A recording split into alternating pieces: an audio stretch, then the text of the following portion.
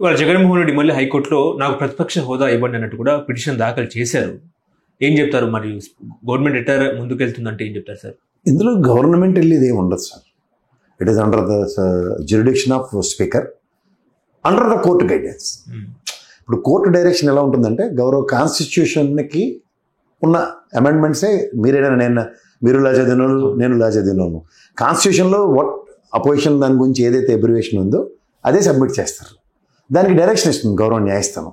తర్వాత రెఫరెన్సెస్ వాజ్పేయి గారికి ఏమైందో, నెక్స్ట్ రామారావు గారు గవర్నమెంట్లో ఇక్కడ కాంగ్రెస్కి ఏమైందో, these are all so many options to be explored.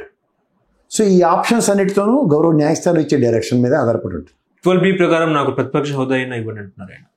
ప్రతిపక్ష హోదా వస్తుంది, పార్టీకి ప్రతిపక్ష హోదా వచ్చి ఫ్లోర్లో ఎవరో ఒకరికి మాట్లాడడానికి అవకాశం వస్తుంది. అది జగన్మోహన్ రెడ్డి అయినా అవ్వచ్చు, లేదంటే ఆయన చూస్ చేసుకుని ఎవరికైనా సరే అవ్వచ్చు.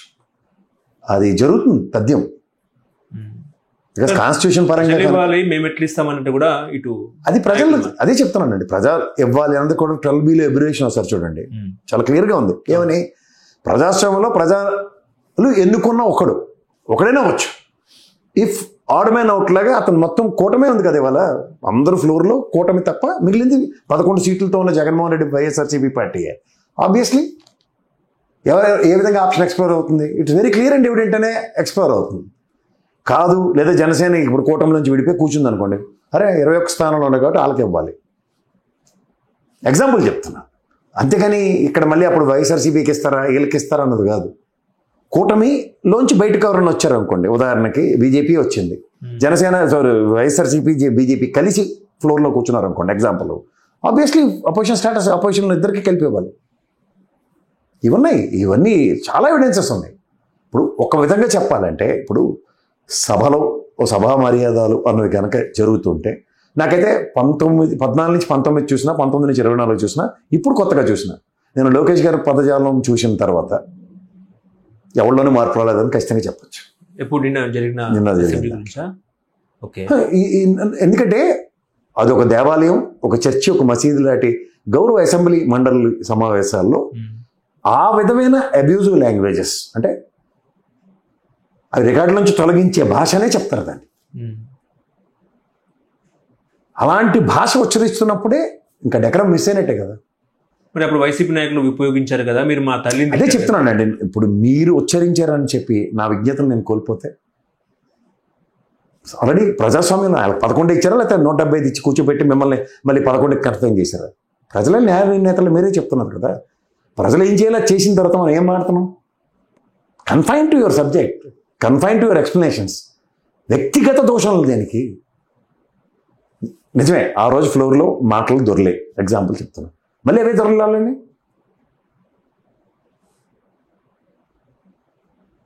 నిజంగా చెప్పాలంటే మీరేం చేశారో దేవుడికి తెలుసు, కానీ ప్రజలు ఏం చేయాలో అది చేశారు. ఇది ఎందుకు గమనించట్లే మీరు? ఉదాహరణకి భువనేశ్వరమ్మ గారిని ఫ్లోర్లో అన్న మాటే అనుకుందాం. ఆ మాటలో ఇవాళ వంశీని గెలిపించారా, ఆర్తపల్లి ఇచ్చి ఇంట్లో కూర్చోమన్నారా? లేదా కొడాలి నాని ఏదో భాష మాట్లాడు, నచ్చలేదు ఎవరికి, ఆయన గెలిపించారా, ఇంట్లో కూర్చోబెట్టారా? ఈ రెండు ప్రాక్టికల్గా మాట్లాడదాం. ప్రజలు అంతిమ న్యాయ నిర్ణేతలు అయినప్పుడు మీరు ఏం చేయగలుగుతారు? మీరు ఎవరు అసలు ఫస్ట్ ఆఫ్ ఆల్? లేదా చిన్నప్పుడులాగా కాటా కుస్తీలు ఉంటాయి కదా బయట, మా అమ్మని అంటారని ఎవరో, మన అమ్మల మీద ఎవరైనా తిప్పితే మన తిరగబడి ఉంటాయి కదా, అవి ఏమైనా చేశారా మీరు? దానికి మళ్ళీ మీకు పవర్ కావాలని ఒక ఎక్స్ప్లెనేషన్ ఇస్తున్నారు. పవర్ మీరు ఎందుకు తీసుకుంటున్నారు చేతిలోకి? పవర్ ప్రజల దగ్గర ఉంది, ప్రజలు న్యాయాన్ని నిర్ణయించారు, వాళ్ళని ఇంట్లో కూర్చోబెట్టారు. ఇంకా నేను పర్సనల్ వెంజెండా తీర్చుకుంటానంటే ఆయన ఏదో మాటలు దొరలొచ్చు, మీరు చేతల్లో చేసి చూపిస్తున్నారు. తేడా ఏముంది? అవునంటారు కదంటారు నా దగ్గర. అవును, కానీ ఆయన మీరు గతంలో 5 ఏళ్ళు మీరు ఏం చేశారు దాన్ని వేరే విధంగా మాట్లాడారు, కానీ నేను తెలుగు భాషలో మీరు ఏం చేశారు ఈ 5 ఏళ్ళు అన్నట్టు కూడా మీరు మాట్లాడారు. అవునండి, 5 ఏళ్ళు ఏం చేశారు అన్న దానికి కళ్ళ ముందు కనబడుతున్న వాటికి ప్రజలు మీకు న్యాయం నిర్ణయించి మీరేం చేస్తారని మీకు చేయండి అని ఇచ్చారు. మీరేం చేయడం మానేసి ఆల్రెడీ చేశారనుకుని మా బాధపడితే నేనేం చేయాలా? వాళ్ళు ఏం చేసినా మాకు అనవసరం, అయిపోయింది, ముగిసిన అధ్యాయం అది. ముగిసిన అధ్యాయాన్ని మళ్ళీ మీరు తవ్వి పాత రాతి యుగంలో రాయలతో మంటను తెచ్చారట, ఈ కథలు మాకెందుకంట? ఇప్పుడు వైసీపీకి ప్రతిపక్ష హోదా అంశం ఇచ్చినా కూడా వాళ్ళకు 10% ఓట్ బ్యాంక్ కూడా లేదు. కాకపోతే వాళ్ళు 10% ఓటు బ్యాంక్ ఉంది, 40% ఓటు బ్యాంక్ ఉంది. అంటే 10% ఓట్లు రాలేదు, 10% వచ్చింటే మేము హోదా ఇచ్చేవాళ్ళం అన్నట్టు కూడా మాట్లాడుతున్నారు. ఆ మాటకు వస్తే మీకు 40% ఓటు బ్యాంక్ దగ్గర వచ్చి 23కే పరిమితం అయ్యారు కదా మీరు. పర్సంటేజ్ ఆఫ్ ఓట్లకి ఇదే కదా అసలు ఎలక్షన్ కమిషన్ మీద అందరూ గలం వినిపిస్తుంది. దేనికి క్లారిటీ లేదు కదా. సీట్లకు percentage clarity, single digit percentage వచ్చిన ఒక పార్టీకి 21 స్థానాలు వచ్చాయి. దానికి ఏం చెప్తారు? 100% స్ట్రైక్ రేట్ అని అలా మాయబజార్లో వేసుకుని వేరతాడు వేసుకుని తిరుగుతున్నారు వాళ్ళు. ఏం చేయాలా? స్టాటిస్టిక్స్ మీరే ఇస్తున్నారు మాకు ఎక్కడి నుంచి అవుట్ ఆఫ్ ద బాక్స్ రావు కదా. అంటే ఇప్పుడు 40% ఓట్ బ్యాంక్ ఉంది కాబట్టి మీకు 40% ప్రజలు ఓట్లు వేశారు కాబట్టి వాళ్ళ తరపున ఎందుకు రావట్లేదు, వాళ్ళ తరపున ఎందుకు గలాన్ని వినిపిస్తలేరు అనేది ప్రశ్న. ఇప్పుడు వాళ్ళ తరపున గలం వినిపించడానికి సముచిత సమయం. ఓకే సరే, ఒకటి అపోజిషన్ స్టేటస్ ఇవ్వండి అన్నది ఏంటంటే పార్టీకి. అప్పుడు ఆబ్వియస్లీ టైం ఖచ్చితంగా ఇస్తారు. గౌరవ ముఖ్యమంత్రి గారు మాట్లాడిన దానికి పార్లగా ఆ 11 మందిలో ఒక నిలబెట్టి మాట్లాడడానికి ఛాన్స్ ఉంటుంది అంశాల వారీగా. అది చర్చ అవుతుంది. ప్రధానికి మెడికల్ కాలేజ్ పీపీపీ చంద్రబాబు గారు ఇచ్చారు చూడండి, అదే అపోజిషన్గా ఆయన ఉండుంటే ఇట్స్ కౌంటర్ ఆర్గ్యుమెంట్. ప్రజలకి పీపీపీ విధానం రైటా రాంగా అన్నది చూసే వాళ్ళకి అర్థమవుతుంది. ఇప్పుడు నాకైనా మీకైనా. ఇప్పుడు అదర్వైజ్ నా వెర్షనే ఎగ్జాంపుల్ చెప్తున్నాను, ఆ చంద్రబాబు గారి వెర్షన్. ఈ 2 వెర్షన్లతో ఎవరిది కావాలి? లేదంటే రేపు జగన్మోహన్ రెడ్డి ప్రెస్ మీట్ పెట్టి ఏదైనా వెర్షన్ ఇచ్చాడు అనుకోండి, ఇది అథెంటికేటివ్ ఎలా అవుతుంది?